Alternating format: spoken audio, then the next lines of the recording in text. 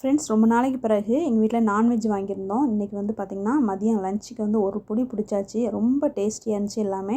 வாங்க எல்லாமே எப்படி செய்யலாங்கிறத பார்க்கலாம். வீடியோ ஸ்கிப் பண்ணாமல் ஃபுல்லாக பாருங்கள். இது வந்து பார்த்திங்கன்னா சுறா மீன் கட் பண்ணி வாஷ் பண்ணி எடுத்து வச்சுருக்கேன். இது வந்து பார்த்திங்கன்னா புட்டு செய்கிறதுக்காக ஜஸ்ட் ஒரே ஒரு மீன் மட்டும் தான் வாங்கினேன். 1/2 kg மட்டும் தான் இருக்கும். ஒரு மீன் தான் வாங்கினேன். ஒரு நேரத்துக்கு மட்டும் சமைச்சிக்கிடலாம் அப்படின்னு சொல்லிட்டு தான் வாங்கியிருந்தேன். இதை வந்து வேக வச்சு எடுத்துக்கிட போகிறோம். கொஞ்சமாக தண்ணி சேர்த்துட்டு அப்புறம் வந்து கொஞ்சமாக மஞ்சத்தூள், கொஞ்சமாக கல் உப்பு சேர்த்துட்டு மூடி போட்டு மீடியம் ஃப்ளேமில் வச்சு வேக வச்சு எடுத்துக்கலாம். ஒரு 5 நிமிஷம் மட்டும் வெந்தால் போதும். ஸ்டவ் ஆன் பண்ணியாச்சு. ஸ்டவ் ஆன் பண்ணிவிட்டு நம்ம வந்து சுறாவை வந்து வேக வச்சிடலாம். ஜஸ்ட் ஒரு 5 நிமிஷம் மட்டும் வெந்தால் போதும். இதில் வந்து கொஞ்சமாக மஞ்சத்தூள் சேர்த்தே வேக வைங்க. அப்போ தான் பார்த்திங்கன்னா அந்த ரா ஸ்மெல்லாம் இல்லாமல் இருக்கும். ஸோ இதை வந்து ஒரு 5லேருந்து 7 நிமிஷம் வரைக்கும் நல்லா வேக வச்சு எடுத்துக்கோங்க. நெக்ஸ்ட் வந்து சீலா மீன் வந்து ஒரு 1/2 kg அளவுக்கு வாங்கியிருந்தேன். 1/2 kgக்கும் கொஞ்சம் ஜாஸ்தியாக இருந்துச்சு.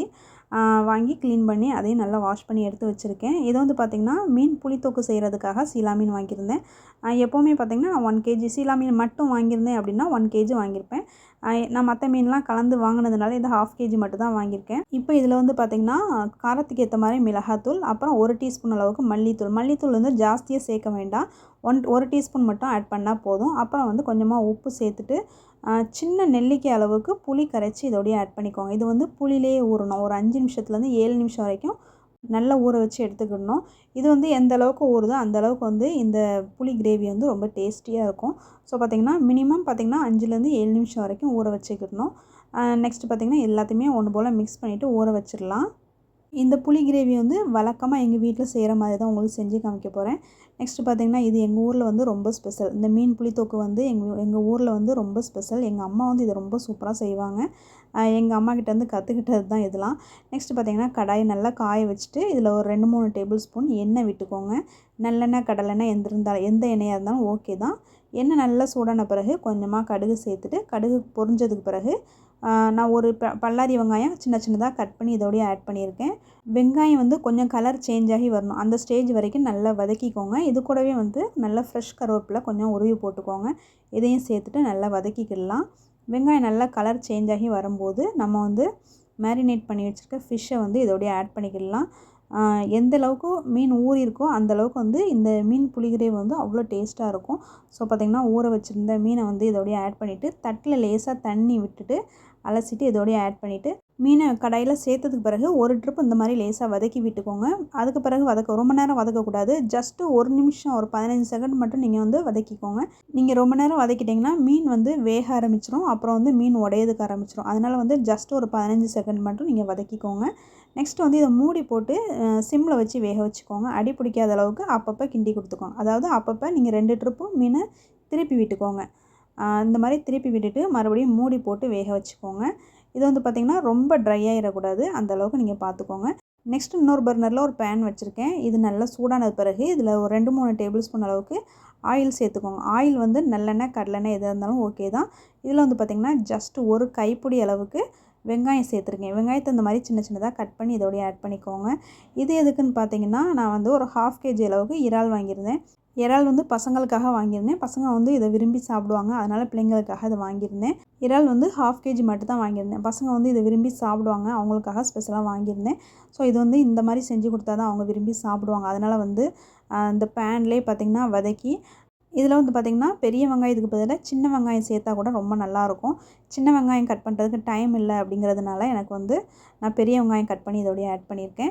இப்போ வெங்காயம், கருவேப்பிலையும் சேர்த்துட்டு நல்லா வதக்கிட்டுருக்கேன். வெங்காயம் கொஞ்சம் கலர் சேஞ்ச் ஆகி வரணும். அந்த ஸ்டேஜ் வரைக்கும் நல்லா வதக்கிக்கோங்க.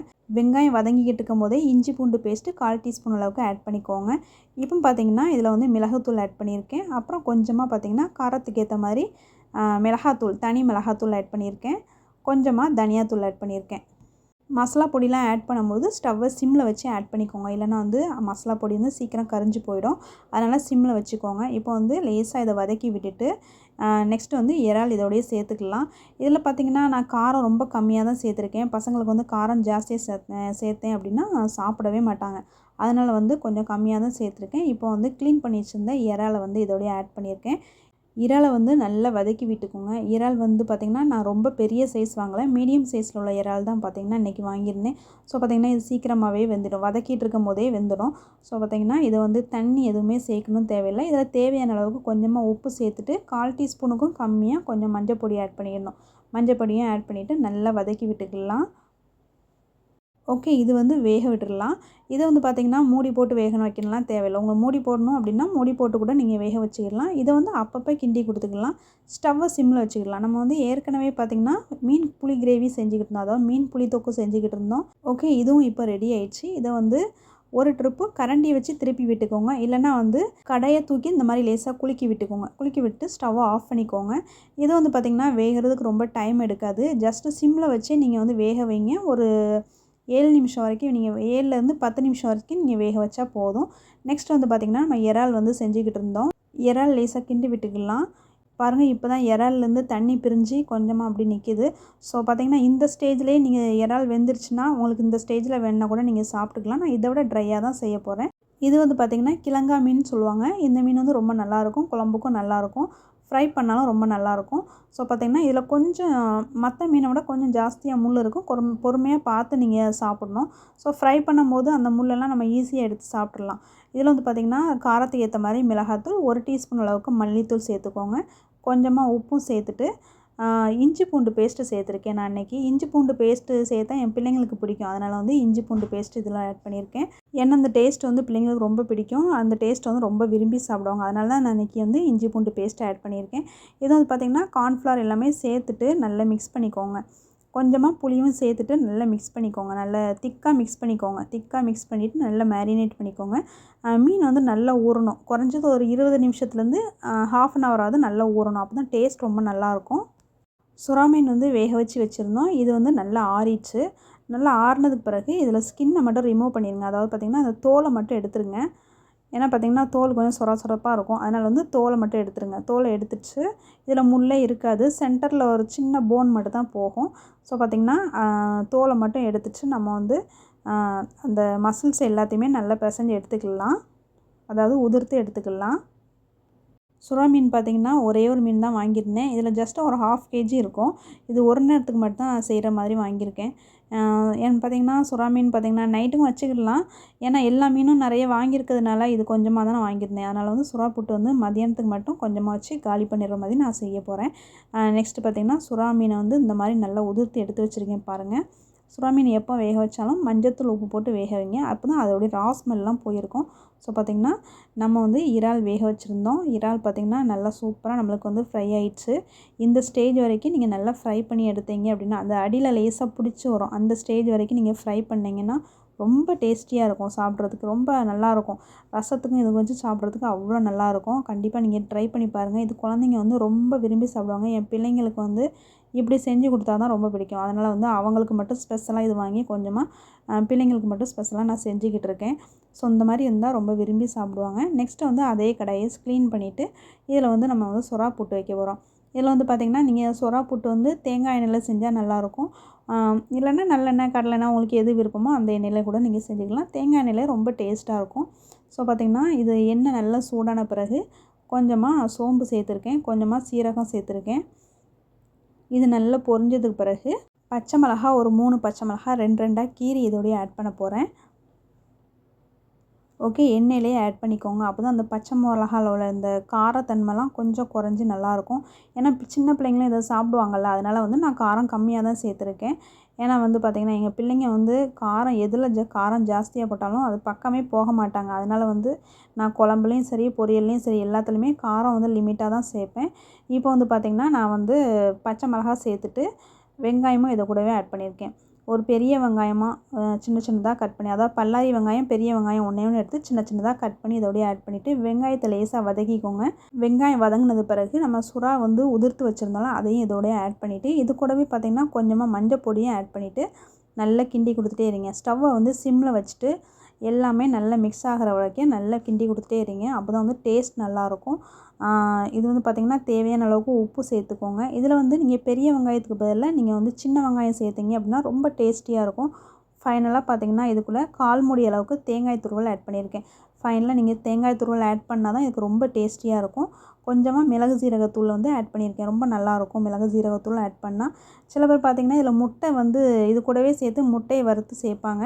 நான் இன்றைக்கி வந்து முட்டைலாம் சேர்க்கல. நான் நார்மலாக இப்படி தான் செய்வேன். ஸோ பார்த்திங்கன்னா இன்றைக்கி வந்து உங்களுக்கு சூப்பராக வந்து சுறா புட்டு செஞ்சு காமிச்சிருக்கேன். கண்டிப்பாக வீட்டில் இதே மாதிரி ட்ரை பண்ணுங்கள். ரொம்ப டேஸ்டியாக இருக்கும் ஃப்ரெண்ட்ஸ். நெக்ஸ்ட் பார்த்திங்கன்னா மீன் குழம்புக்காக நான் வந்து கொஞ்சமாக 1/4 மூடி அளவுக்கு தேங்காய், அப்புறம் வந்து பார்த்திங்கன்னா ஒரு பல்லாரி வெங்காயம், ஒரே ஒரு பெரிய தக்காளி, நல்ல பழுத்த தக்காளியாக சேர்த்துட்டு கொஞ்சமாக தண்ணி ஆட் பண்ணிவிட்டு நல்லா ஃபைன் பேஸ்ட்டாக அரைச்சிட்டு வந்துடணும்.